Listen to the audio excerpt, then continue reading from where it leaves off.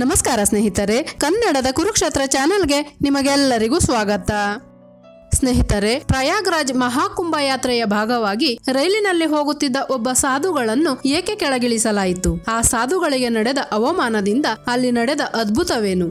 ಅದನ್ನು ನೋಡಿದ ಉಳಿದ ಭಕ್ತರು ಏಕೆ ಆಶ್ಚರ್ಯಚಕಿತರಾದರು ಎಂಬ ವಿಷಯಗಳನ್ನು ಇಂದಿನ ಈ ವಿಡಿಯೋದಲ್ಲಿ ತಿಳಿಯೋಣ. ಆದ್ದರಿಂದ ವಿಡಿಯೋವನ್ನು ಸ್ಕಿಪ್ ಮಾಡದೆ ಕೊನೆವರೆಗೂ ನೋಡಿ. ಕೊನೆಯಲ್ಲಿ ನಿಮಗೆ ಇಷ್ಟವಾದರೆ ಒಂದೇ ಒಂದು ಲೈಕ್ ಮಾಡಿ. ಹಾಗೆಯೇ ನೀವೇನಾದರೂ ಮೊಟ್ಟ ಮೊದಲ ಬಾರಿಗೆ ನಮ್ಮ ಚಾನೆಲ್ ಅನ್ನು ನೋಡುತ್ತಿದ್ದರೆ ದಯವಿಟ್ಟು ಸಬ್ಸ್ಕ್ರೈಬ್ ಮಾಡಿಕೊಳ್ಳುವುದರ ಮೂಲಕ ನಮಗೆ ಮತ್ತಷ್ಟು ವಿಡಿಯೋಗಳನ್ನು ಮಾಡಲು ಸಪೋರ್ಟ್ ಮಾಡಿ.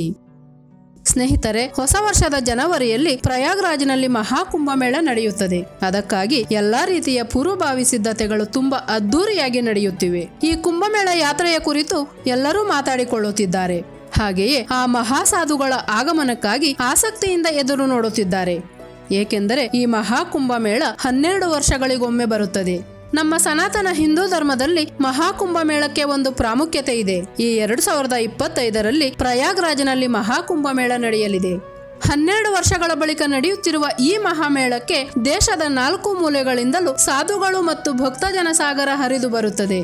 ಈ ಮಹಾಕುಂಭ ಮೇಳವು ಜನವರಿ 13ರಿಂದ ಪ್ರಾರಂಭವಾಗಿ ಫೆಬ್ರವರಿ 26ರಂದು ಮುಕ್ತಾಯಗೊಳ್ಳುತ್ತದೆ. 45 ದಿನಗಳ ಕಾಲ ಮಹಾಮೇಳ ನಡೆಯುತ್ತದೆ. ಈ 45 ದಿನಗಳ ಕಾಲ ಗ್ರಹಗಳು ಮತ್ತು ರಾಶಿಗಳ ಸ್ಥಾನಗಳಲ್ಲಿ ತುಂಬಾ ಬದಲಾವಣೆಗಳಾಗುತ್ತವೆ. ಈ ಸಮಯದಲ್ಲಿ ಮಹಾಕುಂಭ ಸ್ನಾನ ಮಾಡುವುದರಿಂದ ಧನಾತ್ಮಕ ಫಲಿತಾಂಶಗಳು ಲಭಿಸುತ್ತವೆ ಎಂಬ ನಂಬಿಕೆ ಇದೆ.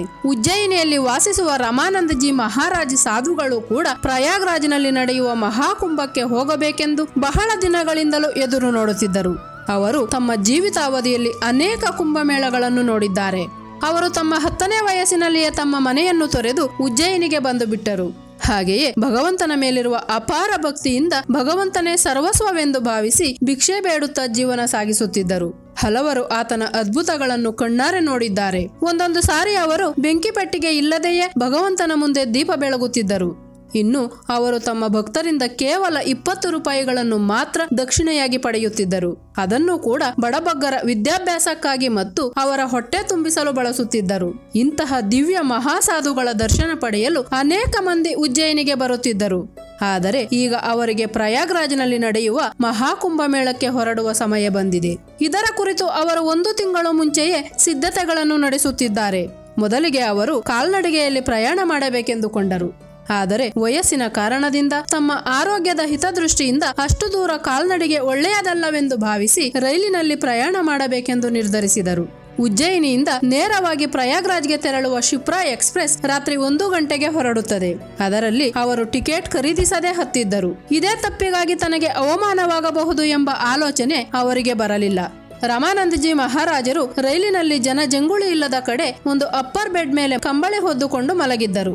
ಆದರೆ ಬೆಳಗ್ಗೆ 8 ಗಂಟೆಯ ಸಮಯದಲ್ಲಿ ದಾಮೋ ಸ್ಟೇಷನ್ಗೆ ರೈಲು ಹೋಗುತ್ತಿದ್ದ ಹಾಗೆಯೇ ರೈಲಿನಲ್ಲಿ ಟಿಕೆಟ್ ವೆರಿಫೈ ಮಾಡಲು ಟಿಸಿ ಬರುತ್ತಾರೆ. ಒಬ್ಬೊಬ್ಬರಾಗಿ ಎಲ್ಲರೂ ಅವರವರ ಟಿಕೆಟ್ ತೋರಿಸುತ್ತಿದ್ದಾರೆ. ಆಗ ಆ ಟಿಸಿ ಈ ಮಹಾಸಾಧುಗಳನ್ನು ಕೂಡ ಟಿಕೆಟ್ ತೋರಿಸುವಂತೆ ಕೇಳುತ್ತಾರೆ.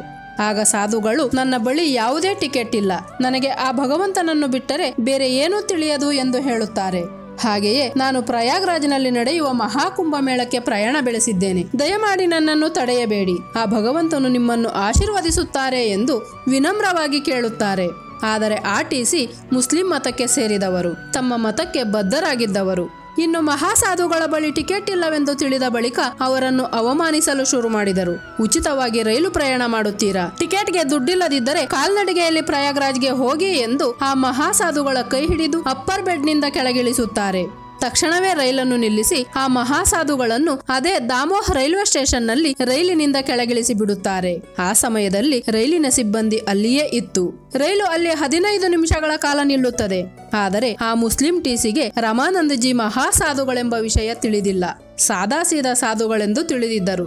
ಈಗ ನಡೆದ ಈ ಘಟನೆಯಿಂದ ಅಲ್ಲಿದ್ದವರೆಲ್ಲರೂ ಬೆಚ್ಚಿ ಬಿದ್ದಿದ್ದರು, ಶಾಕ್ ಆಗಿದ್ದರು.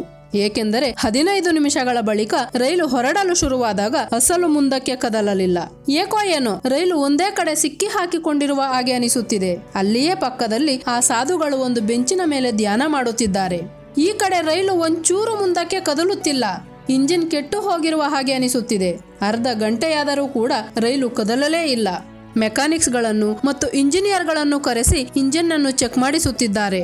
ಆದರೆ ಅದೇ ಸಮಯದಲ್ಲಿ ಆ ಟ್ರ್ಯಾಕ್ ಮೇಲೆ ಹಿಂಬದಿಯಿಂದ ಇನ್ನೊಂದು ರೈಲು ಬರುವುದಿತ್ತು. ಇನ್ನಷ್ಟು ತೊಂದರೆಯಾಗುವ ಸಾಧ್ಯತೆಗಳಿವೆ. ಇಂಜಿನ್ ಚೆಕ್ ಮಾಡಿದ ಇಂಜಿನಿಯರ್ಗಳಿಗೆ ಅದು ಸರಿಯಾಗಿಯೇ ಇದೆ ಎಂದು ತಿಳಿಯಿತು. ಎಲ್ಲವೂ ಸರಿಯಾಗಿದ್ದಾಗ ರೈಲು ಏಕೆ ಮುಂದಕ್ಕೆ ಹೋಗುತ್ತಿಲ್ಲ ಎಂಬ ಪ್ರಶ್ನೆ ಅಲ್ಲಿದ್ದ ಎಲ್ಲರನ್ನೂ ಆಶ್ಚರ್ಯಗೊಳಿಸಿತು. ಎಲ್ಲರೂ ತೀವ್ರವಾಗಿ ಆಲೋಚಿಸುತ್ತಿದ್ದಾರೆ, ಆದರೆ ಯಾರಿಗೂ ಅರ್ಥವಾಗುತ್ತಿಲ್ಲ. ಇಂಜಿನ್ ಬಿಸಿಯಾಗಿರಬಹುದು, ಬಹುಶಃ ಬೇರೆ ಇಂಜಿನ್ ಅಳವಡಿಸಿದರೆ ಸರಿ ಹೋಗಬಹುದು ಎಂದು ಇಂಜಿನ್ ಬದಲಿಸಿದರು. ಆದರೆ ಆ ಇಂಜಿನ್ ಕೂಡ ಕೆಲಸ ಮಾಡುತ್ತಿಲ್ಲ. ಇಲ್ಲಿಯವರೆಗೂ ರೈಲು ಯಾವುದೇ ತೊಂದರೆಗಳಿಲ್ಲದೆ ಸುರಕ್ಷಿತವಾಗಿ ಬಂದಿದೆ. ಆದರೆ ಇಲ್ಲಿ ಏನಾಯಿತು? ಏಕೆ ಮೂವ್ ಆಗುತ್ತಿಲ್ಲ? ಯಾರಿಗೂ ತಿಳಿಯುತ್ತಿಲ್ಲ. ಇದನ್ನೆಲ್ಲ ನೋಡುತ್ತಿದ್ದ ಮುಸ್ಲಿಂ ಟಿಸಿ ವ್ಯಕ್ತಿ ಕೂಡ ತುಂಬಾ ಗೊಂದಲಕ್ಕೀಡಾಗಿದ್ದರು. ಏಕೆ ಹೀಗಾಗುತ್ತಿದೆ ಎಂದು ಅವರಿಗೂ ಅರ್ಥವಾಗುತ್ತಿಲ್ಲ.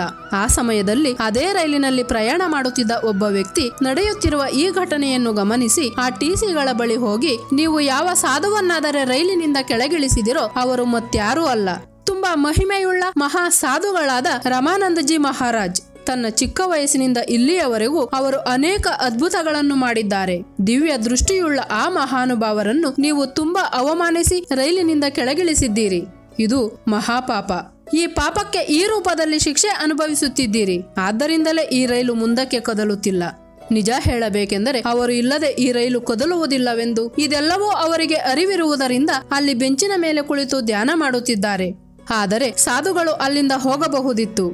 ಆದರೆ ಆ ಟಿಸಿ ಮಾಡಿದ ತಪ್ಪನ್ನು ಟಿಸಿಗೆ ತಿಳಿಯಪಡಿಸಬೇಕೆಂದು ಈ ಅದ್ಭುತವನ್ನು ಎಲ್ಲರೂ ಕಣ್ಣಾರೆ ನೋಡುವ ಹಾಗೆ ಮಾಡಿದ್ದರು.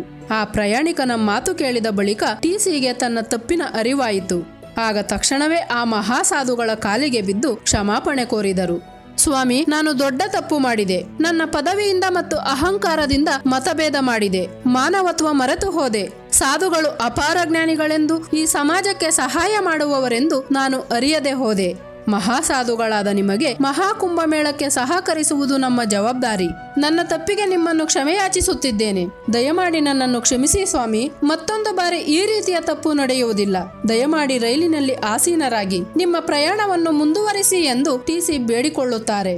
ಮಧ್ಯಾಹ್ನ 12 ಗಂಟೆಯಾಯಿತು. ಆ ರೈಲು ದಾಮೋಹ್ ರೈಲ್ವೆ ಸ್ಟೇಷನ್ ನಲ್ಲಿ ಬೆಳಗ್ಗೆ 8 ಗಂಟೆಯಿಂದ 12 ಗಂಟೆಯವರೆಗೂ ನಿಂತಿತ್ತು. ಬೇರೆ ರೈಲುಗಳು ಅದೇ ಟ್ರ್ಯಾಕ್ ಮೇಲೆ ಬರುವ ಸಮಯ ಸಮೀಪಿಸುತ್ತಿದೆ. ಮಹಾಸಾಧುಗಳು ರೈಲಿನಲ್ಲಿ ಕುಳಿತುಕೊಳ್ಳದಿದ್ದರೆ ಸಾವಿರಾರು ಮಂದಿ ಪ್ರಯಾಣಿಕರ ಪ್ರಾಣಕ್ಕೆ ಹಾನಿಯಾಗಬಹುದು. ಆದರೆ ಮಹಾಸಾಧುಗಳು ತನ್ನ ಭಕ್ತರನ್ನು ತುಂಬಾ ಪ್ರೀತಿಸುತ್ತಾರೆ. ಪ್ರತಿ ಭಕ್ತನಲ್ಲಿಯೂ ಆ ಭಗವಂತನ ರೂಪ ಕಾಣುತ್ತಾರೆ. ಅವರು ಯಾವುದೇ ಜೀವಿಗಾಗಲಿ ಹಾನಿಯಾಗಬಾರದೆಂದು ಭಾವಿಸುತ್ತಾರೆ. ಅಂತಹ ಸಾಧುಗಳು ಯಾವುದೇ ಪ್ರಯಾಣಿಕನಿಗೆ ತೊಂದರೆಯಾಗಬಾರದೆಂದು ಆ ರೈಲು ಹತ್ತಲು ಅಂಗೀಕರಿಸಿದರು. ಆದರೆ ರೈಲು ಹತ್ತುವುದಕ್ಕೆ ಮೊದಲು ಆ ಟಿಸಿಗೆ 2 ಷರತ್ತುಗಳನ್ನು ಹಾಕಿದರು. ಮೊದಲನೆಯದೆಂದರೆ, ಯಾರಾದರೂ ಸರಿ ನಿಜವಾದ ಸಾಧುಗಳು ಅಥವಾ ನಿಸ್ಸಹಾಯಕರು ಭಗವಂತನ ದರ್ಶನಕ್ಕೆಂದು ಈ ರೈಲು ಹತ್ತಿದರೆ ನೀವು ಅವರ ಸಮಸ್ಯೆಯನ್ನು ಅರ್ಥ ಮಾಡಿಕೊಂಡು ಅವರಿಗೆ ಸಹಕರಿಸಬೇಕು. ಅಷ್ಟೇ ಅಲ್ಲದೆ ಅವರನ್ನು ಎಲ್ಲರೆದುರು ಅವಮಾನಿಸಿ ಎಲ್ಲೆಂದರಲ್ಲಿ ರೈಲಿನಿಂದ ಕೆಳಗಿಳಿಸಬಾರದು. ಇನ್ನು ಎರಡನೆಯದೆಂದರೆ, ಈ ಮಹಾಕುಂಭಮೇಳದ ಭಾಗವಾಗಿ ಯಾರಾದರೆ ಈ ರೈಲಿನಲ್ಲಿ ಪ್ರಯಾಣ ಬೆಳೆಸಿದರೆ ಅವರ ಬಳಿ ಟಿಕೆಟ್ ಇಲ್ಲದಿದ್ದರೂ ಅವರ ಪ್ರಯಾಣಕ್ಕೆ ಅಡ್ಡಿಪಡಿಸಬಾರದು. ಏಕೆಂದರೆ ಯಾರಾದರೂ ಸರಿ ತೀರ್ಥಯಾತ್ರೆ ಮಾಡುವವರಿಗೆ ಅವರ ಜೀವನದ ಪುಣ್ಯ ಕೆಲಸ. ಅಂತಹವರಿಗೆ ಸಹಾಯ ಮಾಡಿದರೆ ನಿಮಗೂ ಸಹ ಪುಣ್ಯ ಲಭಿಸುತ್ತದೆ ಎಂದು ಹೇಳಿದರು. ಆಗ ಆರ್ಟಿಸಿ ಈ 2 ಷರತ್ತುಗಳನ್ನು ಅಂಗೀಕರಿಸಿದರು. ಇನ್ನು ಆ ಮಹಾಸಾಧುಗಳನ್ನು ಇದಕ್ಕೂ ಮೊದಲು ಆ ರೈಲಿನಲ್ಲಿ ಎಲ್ಲಿ ಕುಳಿತಿದ್ದರೋ ಅದೇ ಸೀಟಿನಲ್ಲಿ ಗೌರವಯುತವಾಗಿ ಕುಳ್ಳಿರಿಸಿದರು. ಆಗಲೇ ಅದ್ಭುತ ನಡೆದಿತ್ತು. ಅಲ್ಲಿಯವರೆಗೂ 3-4 ಗಂಟೆಗಳಿಂದಲೂ ಕೆಲಸ ಮಾಡದೆ ಹಾಗೆ ನಿಂತಿದ್ದ ರೈಲು ಇಂಜಿನ್ ಒಂದೇ ಬಾರಿಗೆ ಸೈರನ್ ಕೂಗುತ್ತಾ ಮುಂದಕ್ಕೆ ಸಾಗಿತ್ತು. ಇದನ್ನೆಲ್ಲ ನೋಡುತ್ತಿದ್ದರೆ ಆ ಮಹಾಸಾಧುಗಳ ಆಗಮನಕ್ಕಾಗಿಯೇ ಆ ರೈಲು ಕಾಯುತ್ತಿತ್ತು ಎಂದೆನಿಸುತ್ತದಲ್ಲವೇ? ರೈಲಿನಲ್ಲಿದ್ದ ಪ್ರತಿಯೊಬ್ಬರೂ ಮತ್ತು ರೈಲಿನ ಸಿಬ್ಬಂದಿ ಈ ಮಹಾ ಅದ್ಭುತಕ್ಕೆ ಸಾಕ್ಷಿಯಾಗಿದ್ದರು. ಎಲ್ಲರೂ ಆ ಮಹಾಸಾಧುಗಳಿಗೆ ಭಕ್ತರಾಗಿ ಬದಲಾದರು. ಆ ನಂತರ ಯಾವುದೇ ರೀತಿಯ ಅಡ್ಡಿ ಆತಂಕಗಳಿಲ್ಲದೆ ಆ ರೈಲು ಸಂಜೆ 4:30 ಪ್ರಯಾಗ್ರಾಜ್ ತಲುಪಿತು. ಆನಂತರ ಈ ವಿಷಯ ಪ್ರಯಾಣಿಕರಿಂದ ಅಲ್ಲಿದ್ದ ಎಲ್ಲರಿಗೂ ತಿಳಿಯಿತು. ಈ ಅದ್ಭುತ ನಡೆದ ನಂತರ ಪ್ರಯಾಗ್ರಾಜ್ಗೆ ಹೋಗಲು ಭಕ್ತರ ಸಂಖ್ಯೆ ಮತ್ತಷ್ಟು ಹೆಚ್ಚಾಗುತ್ತಿದೆ.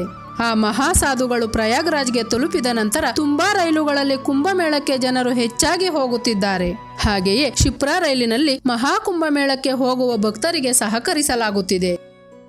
ಸ್ನೇಹಿತರೆ, ನೀವು ಯಾವ ಮತಸ್ಥರಾದರೂ ಸರಿ ನಿಜವಾದ ಸಾಧು ಸಂತರನ್ನು ಗೌರವಿಸಿ. ಹಾಗೆಯೇ ನಿಸ್ಸಹಾಯಕರಿಗೆ ಸಹಾಯ ಮಾಡಿ.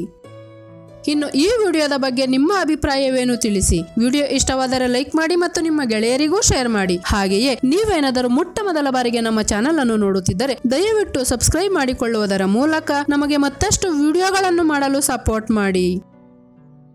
ಧನ್ಯವಾದಗಳು.